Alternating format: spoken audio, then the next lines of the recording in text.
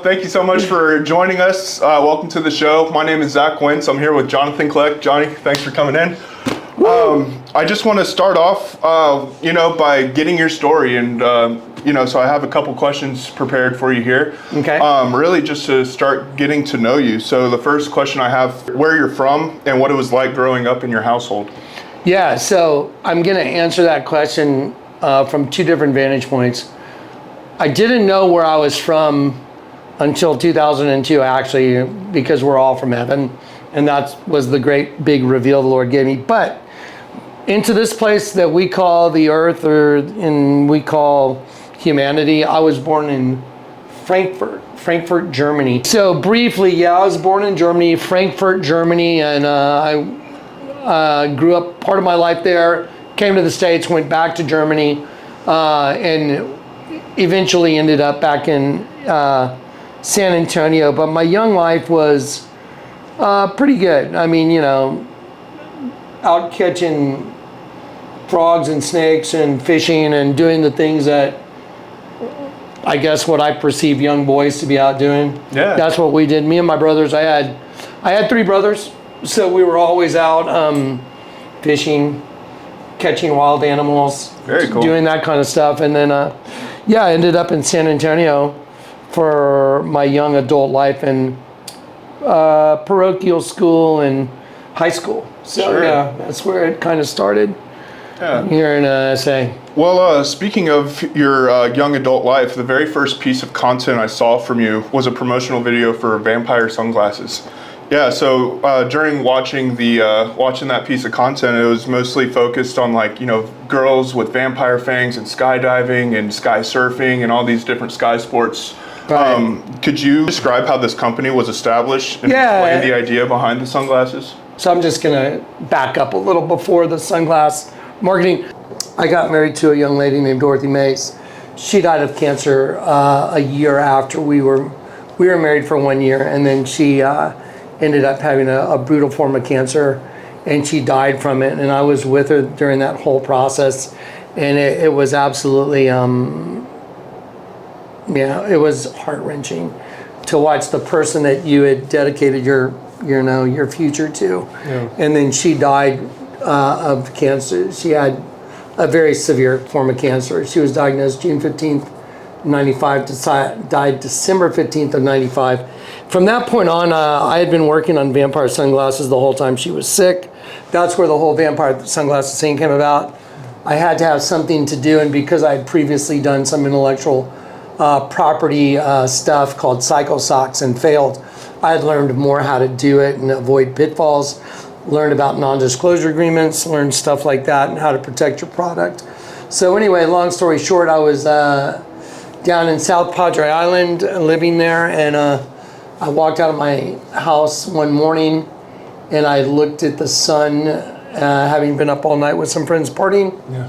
Yep, and the sun was so bright. I looked up and said, my God, I need some sunglasses for effing vampire. That's what I said. Yeah. And when I said that, I went, oh my gosh, wait a minute. Vampire sunglasses.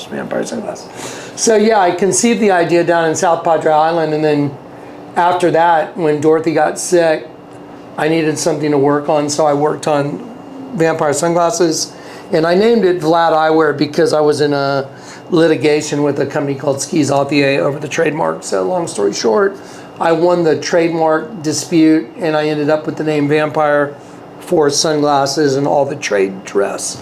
That means I could use images of vampires, all vampire-related paraphernalia in whatever my advertising was, as long as it was related to sunglasses. And so anyway, so that was the beginning, and I worked on it the whole time Dorothy was sick. Then she passed away. Once she passed away, I just didn't care about the whole been sold, you meet the right girl, you get married.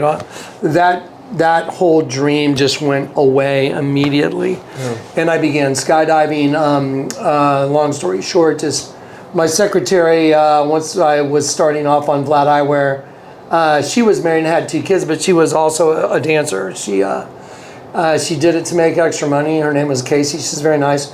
So I'd had this kind of wild life. I was bouncing, between the drop zone And my house, I'd gotten involved in a relationship with a young lady that was a stripper from the club that Casey worked at, and she had totally orchestrated. She put her phaser on full kill, and that guy's going to be mine, and his sunglasses and everything he owns, I want part of, because she had lied to me about birth control. She told me she was on birth control, and she was not on birth control, and she purposely lied because I was training for the X Games, and I was going to go train to be a pro sky surfer for the X Games. Yeah. So anyway, long story short, I ended up with several children with her, but I told her I would never ever marry her because she was the most deceitful person I had ever met. And so I was like, I'm never going to marry you. Wow. And I told her that, and she said, I don't care if you marry me. I don't care if you have your own girlfriend. Just marry me. And I just thought that was so sad and just pathetic. I was like, you know what? That's horrible that you would want someone to marry you, and you're like, they can have a girlfriend, just marry you. I was like, this is just, the whole relationship was just so not right. So anyway, I told her, I said, you know, I have a girlfriend, yeah. But I will take care of the children. But the children were a tool for her to try and manipulate everything about my world. And I realized that, and I knew it was never going to change. And so I filed for custody for my children. At that time, I had met a girl that was from the DuPont family, and she and I got along super great. And I mean, we were just a little two peas in a pod. So I met Eleuthera Anderson, and before we got married, that's when the Lord called me, and we ended up having a son together.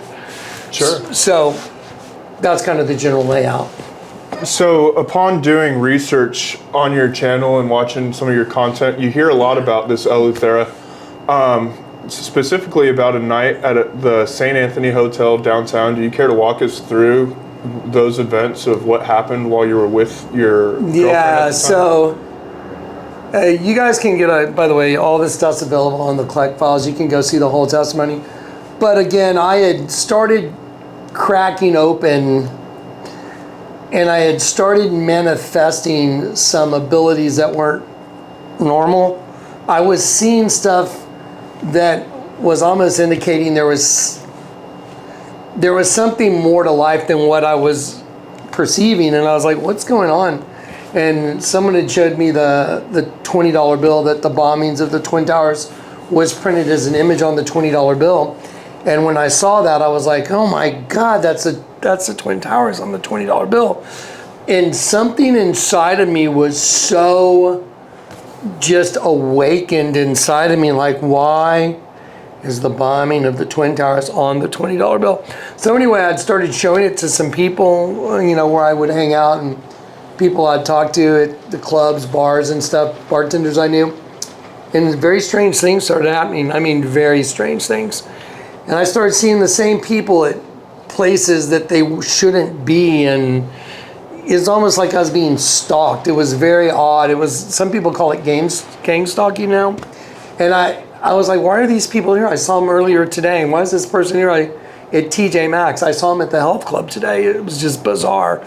So anyway, so I started noticing some very strange anomalies, and I started asking some questions, and then out of nowhere, I was in a couple high-speed chases, and the first one was, I was on Highway 410, and this car came up next to me, alongside of me, and then a truck pulled in front of me, and in the back of it, and I was like, what are these guys doing? They're like boxing me in.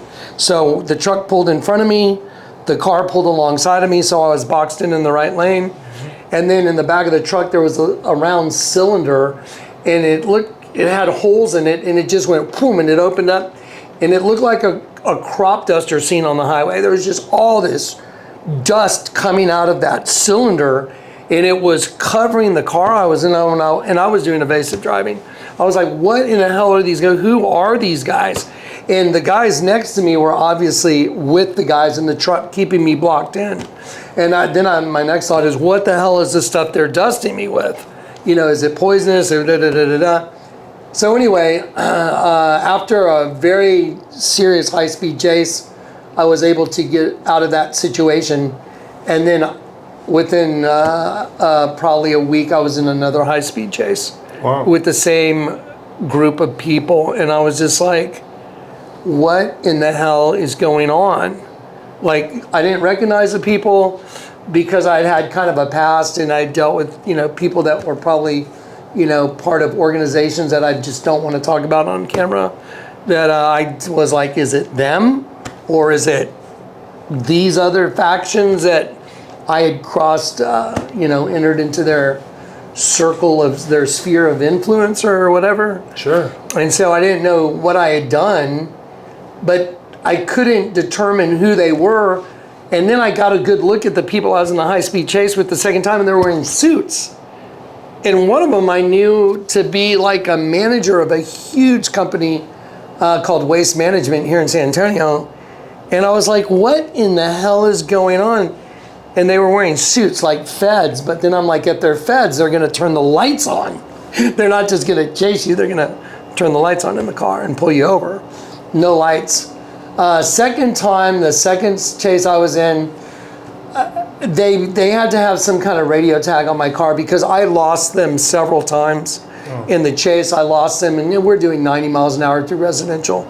I mean, anything could have happened bad. Someone could have pulled out, kid could have crossed the street. It could have been horrible. Sure. So anyway, I lost them repetitively, but they kept picking me up. And I was like, they've got a tag on my car. So I abandoned my car, and I abandoned my car, and I called a friend of mine and had him come pick me up. And he picked me up, and then I got a hold of my girlfriend, and she was the DuPont. So Lou, I was instantly concerned for her well-being. Sure. So I was like, okay, we got to get you out of town. So I went and got a room at the St. Anthony Hotel downtown. I wanted to be in a very public, very high-profile place, high dollar, security, lots of cameras. Sure. So let me just try to make sure I'm all caught up. So there you are on the second high-speed chase. Okay. Yeah. You have ditched your car. Yep. You're with Eleuthera, and you bring her to the St. Anthony Hotel downtown San Antonio. I borrowed a car from a friend of mine. And at this point, you've evaded the people that are chasing you, and you're stuck up at the St. Anthony looking for your next move. Well, what I'm doing is I've called Lou's dad, and I said, something's going on. I have no idea what I've cracked open. Obviously, I'd cracked something open, and I didn't know what it was, and I didn't understand the relationship. Like, why are these people the people in these chases? You know, I didn't understand that. So anyway, I called her dad and said, I need to get her out of town. She needs to come home to you guys. I was very honest. I was very upfront. And so I got her a plane ticket leaving town the next day. And then I went to the St. Anthony as a safe place to put her, not myself. I told her, I said, I'm going to leave you here. You're safe here. They are not after you. They're after me. And so I'm going to go home to my place. I'll leave you here at the St. Anthony. I'll go home to my place, and then I'll deal with whoever these people are. Whatever the situation, I was going to have it unfold on my property. So, you know, whatever my legal rights would be more intact. Sure. If anything odd was to happen, yeah. And did you ever make it to your house? No. So, yeah, so I was at the hotel, and it was approximately 12 a.m., and I was there with Lou, and just going like, what in the hell is going on? And then I told Lou, I said, look, you're leaving in the morning, and then, you know, I'll figure out who these people are. I'll call you when I know what's going on, and we'll figure out what to do. And while I was talking to her, this blanket of invisible energy just descended on me. And I started looking at my arms and my hands, and I was going like, what is this? And it was like a blanket of invisible energy, like just a blanket falling on me. And I was looking at my arms going like, what in the world is this? And then right then I heard Jonathan read the tags and the clothes you're carrying. So I had a couple of shirts under my arm, like tucked in, and while I was sitting there going like, what in the world is this? I heard read the tags and the clothes you're carrying. So I threw the clothes down on the bed, and I read the tag of the first shirt. I think it was a Johnny Blaze baseball jersey. Sure. And the tag in the back, like right here where it says what it's made of, it said 100% nylon. 100% nylon. And when I heard that voice tell me, read the tags and the clothes you're carrying, as soon as I heard it, I kind of looked at the ceiling, and then I looked over at Lou. She was standing right next to me. And I said, some source is communicating with me, and he's telling me to read the tags in the clothes I'm carrying. And I thought, either I've lost my mind, I've gone off the deep end, which is a real possibility. And I said, or something so far beyond my brain is going on right now. And I just was like, but because of that blanket of energy thing, it was measurable. It was tangible. Sure. It was like you could feel like someone touching you. Because of that, I was like, oh my gosh. So I threw the first shirt down, and I read the tag, and it said 100% nylon. And what was the message that you received from that? Well, yeah, when I read 100% nylon, I went, I've lost my mind.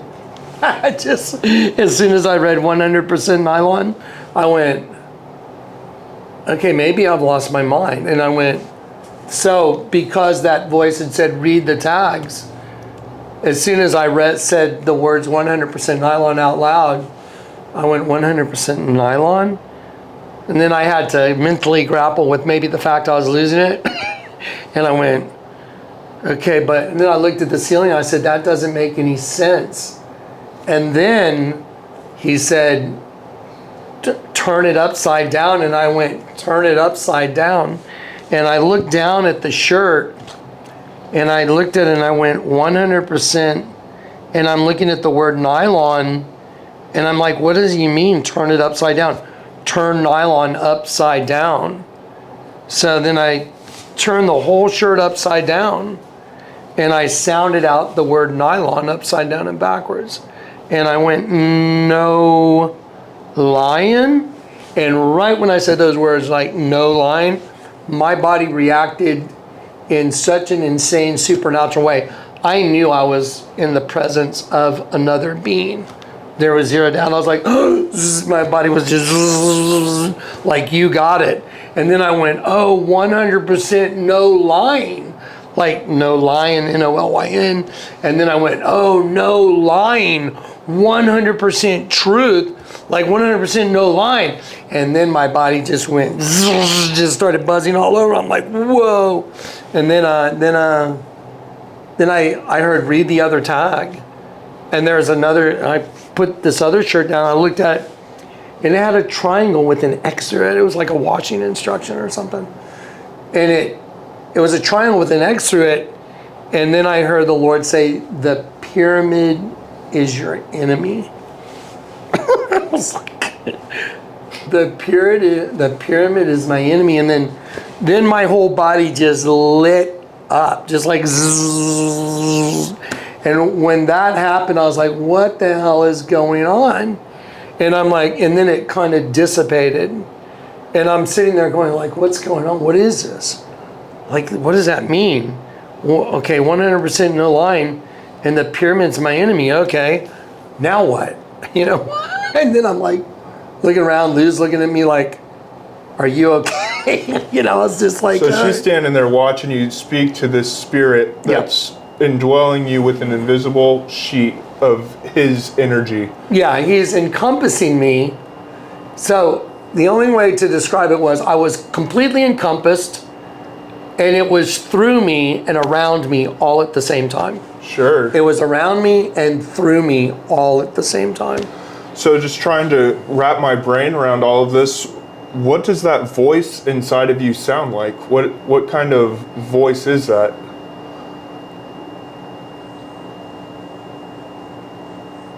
I don't know how to explain that to, it's like sky surfing, you know, it's like, how do you explain to someone what sky surfing is that's never done it? Sure. It's its own thing.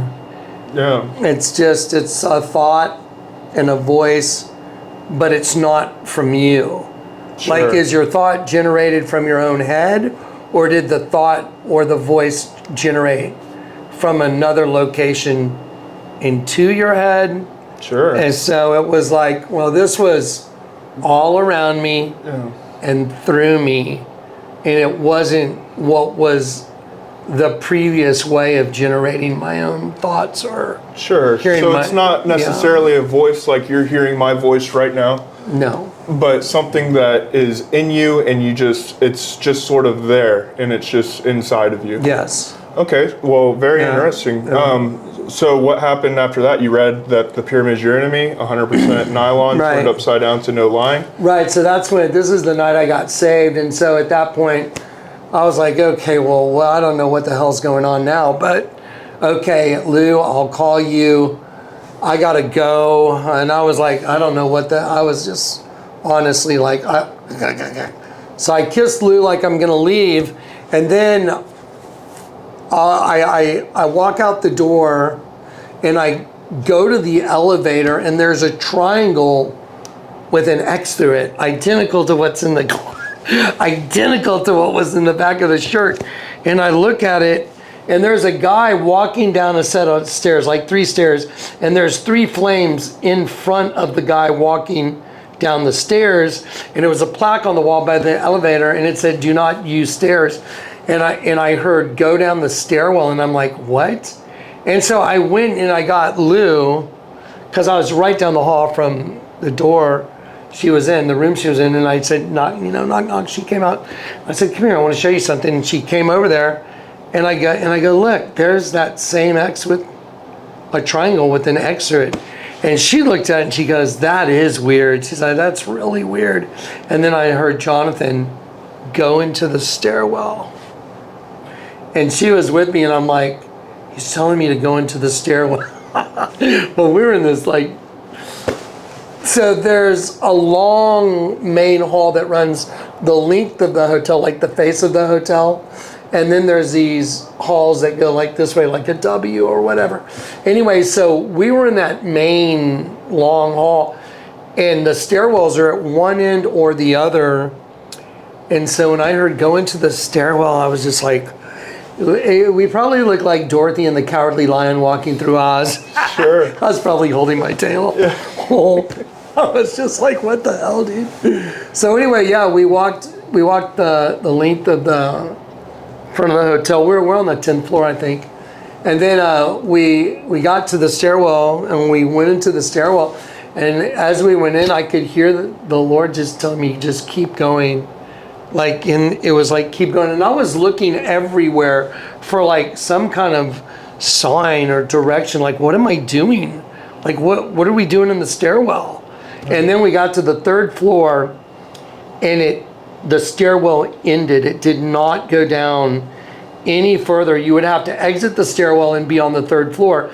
But in the stairwell, there was a little hallway that went to the side of the hotel, like where the parking is under the where they park cars at the St. Anthony. But it was on the side of the hotel, facing one direction, not out the front of the back door, but the side.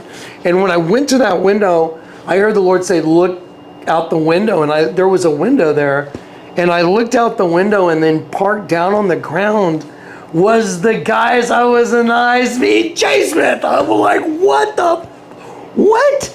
And they were parked in front of an art gallery, and the lights were on. It was like 11:38 p.m., almost 12. It was late, and the lights were on in the art gallery, and there was a big painting on the wall, like giant painting. And so the car's parked on the curb, but you can see the whole art gallery behind the guys because it's all lit up at night. And there's a painting of an Arab king and an Egyptian king, like really intricate paintings, big paintings. And I heard the Lord say, "Those are your enemies." And I was like, what? Because the guys in the car I knew were the guys from the high-speed chase. And I'm like, yeah, those are my enemies. And they're in suits like feds. Like they were like feds. But no one ever pulled out a badge and said, "Hey, whatever." So anyway, not in my other encounters, but there they were. And they're parked in front of these 2 big paintings. And I heard the Lord say, "Yeah, those are your enemies." And I was like, what does that mean? Like, somehow the guys in the car were equal to the paintings somehow. Sure. Like they were part of something. And that ties back into the pyramid is your enemy that was in the... Yes, exactly, because the pyramid is your enemy. Well, there's a big painting of an Egyptian king and an Arab king, and here's these guys, and I'm like, what the hell is going on? And so anyway, we were blocked, and as soon as I saw those guys, I was like, okay, this is a bad situation. That means they're watching all the exits. So that means if I can't walk out the front door because they'll pick me up. Lou certainly can't go out with me. So I was like, okay, I got to get us out of here. I got to get out of here without them knowing. And so we exited the stairwell. We went all the way down that front, all the way down the face of the hotel on the 3rd floor, all the way to the opposite end of the hotel. There's a stairwell there, and I opened it up and I went in there. And it was under construction. And they had plywood up, so you could not go down to the 1st floor again, because it should have been open, but it was blocked off. It was under construction. And they had this plywood they had an access to the back of the hotel that would come out in the alley. Mm-hmm. And there was a big door there, and it said, "Do not open, door alarm will sound." And Lou was with me, and I was like, oh my God, these guys are here, I've gotta. And then I heard in my spirit so clearly, Jonathan, open the door. And I was like, what? Open the door. And I looked at Lou and I was like, Lou, he's telling me I need to open the door.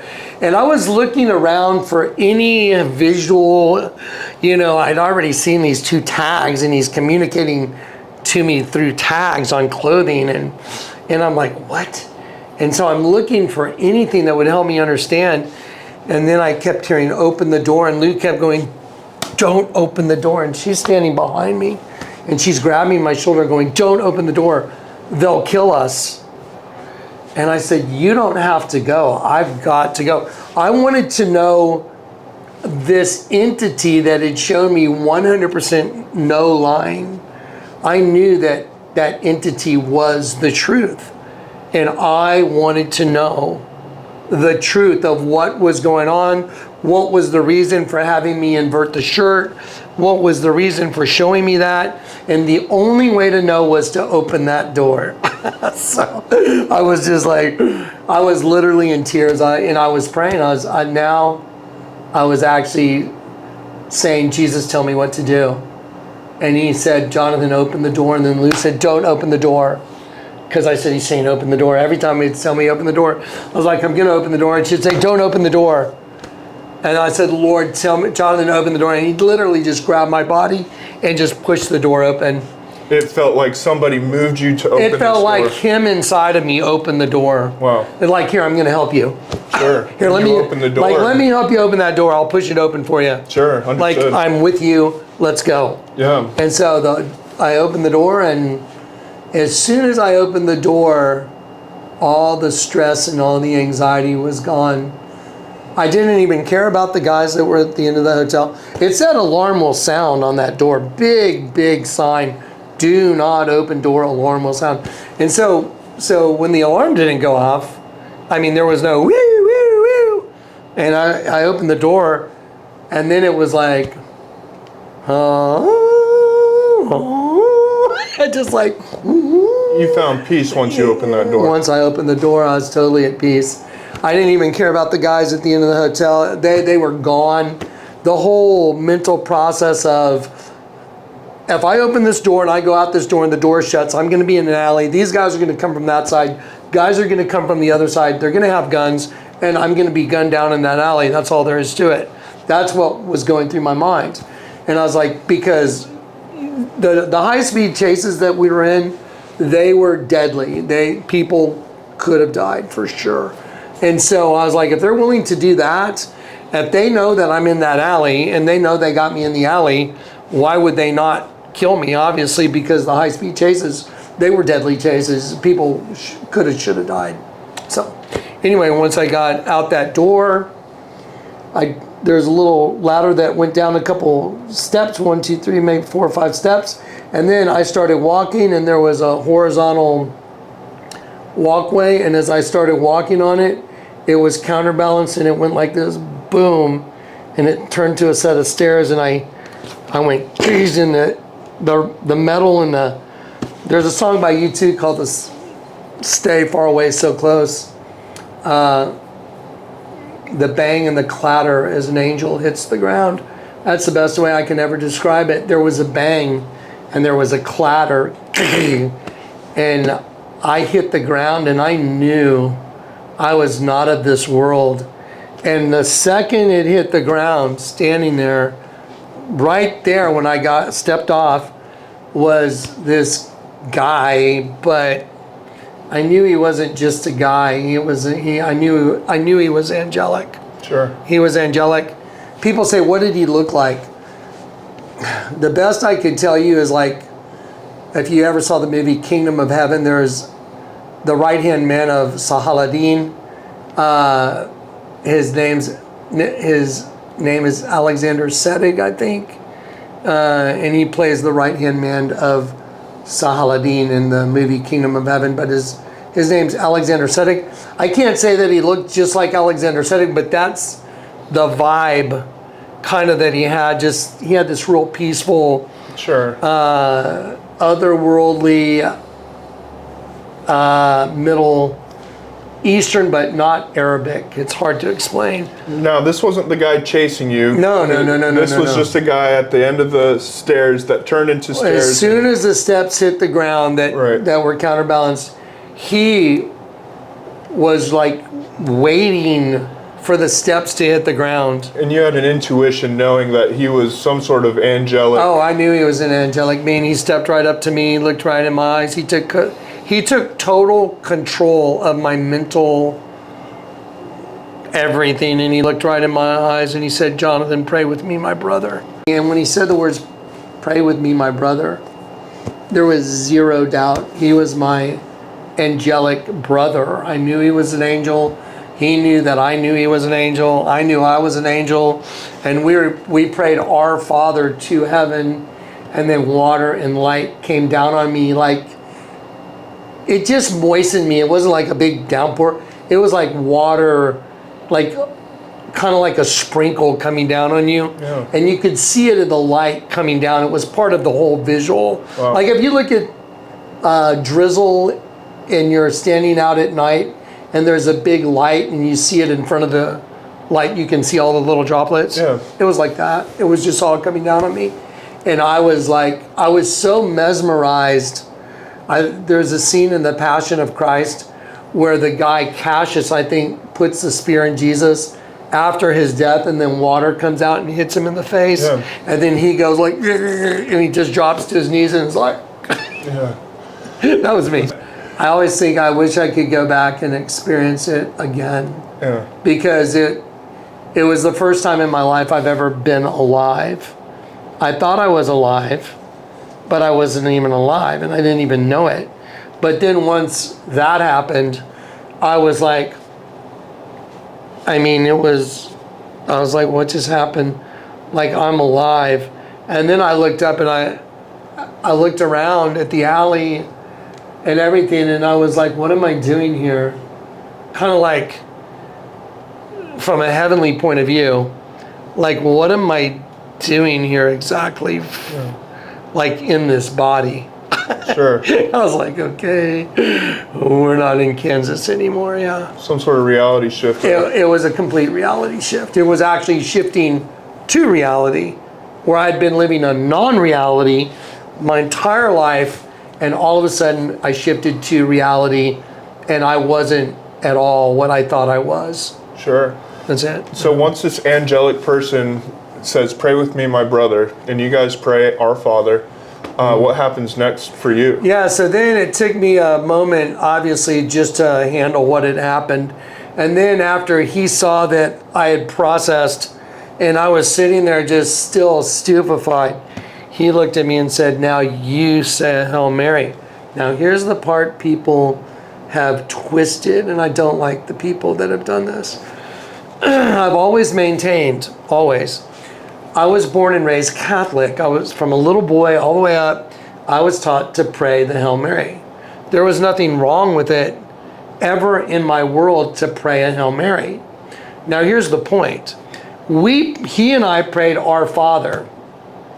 Water and light came down on me. I was born again with life. I had never been alive before. I thought I was alive, but I wasn't. Now I was alive, and I'm like, wow. And then he tells me to say a Hail Mary, and when he told me that, I looked at him like, why? How would I even think that? Like, why? It's wrong. How would I even think that? Wow. Why would I look at him and go like, why? And he looks at me and he goes like, do it. He even took a little step away from me. My joke has always been, you know, sorry.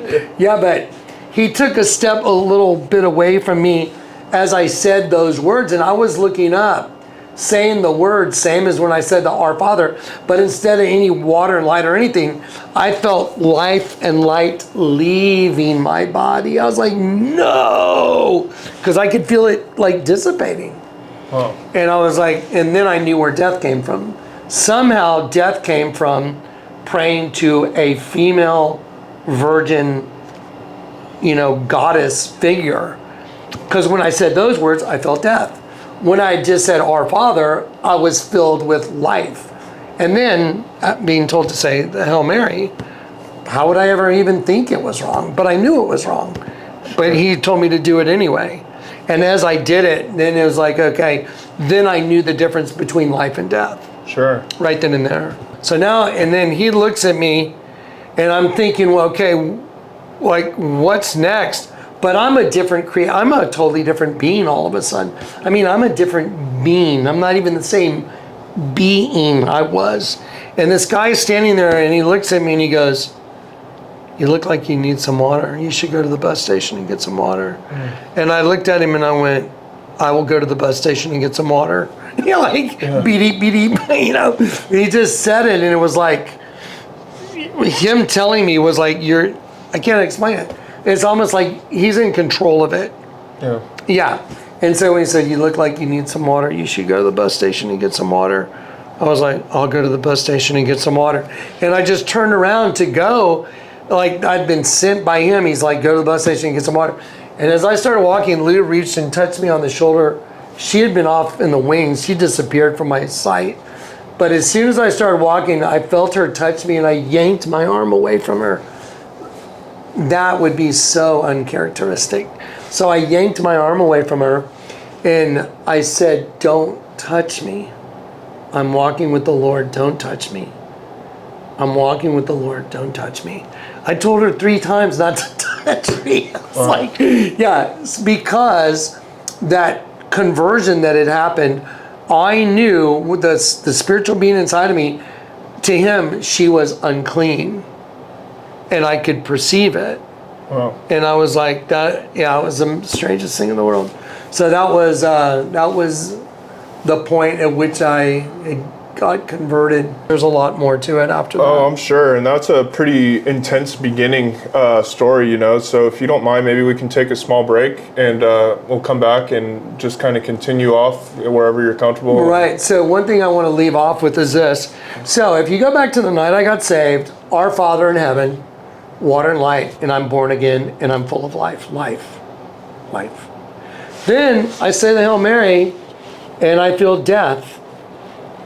Life and death, up and down, good and evil. Yeah. Right then and there, I knew the difference because I prayed to a male figure life, female figure death.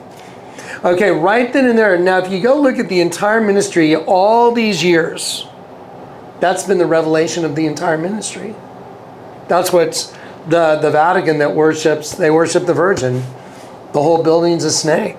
Oh. The serpent is Satan. So anyway, the night I got saved bears witness to every bit of the data from that point on till now. So, yeah, well, thank you so much for your time thus far. I really appreciate it. And yeah, man, we'll continue on. All right. Thanks. Yep.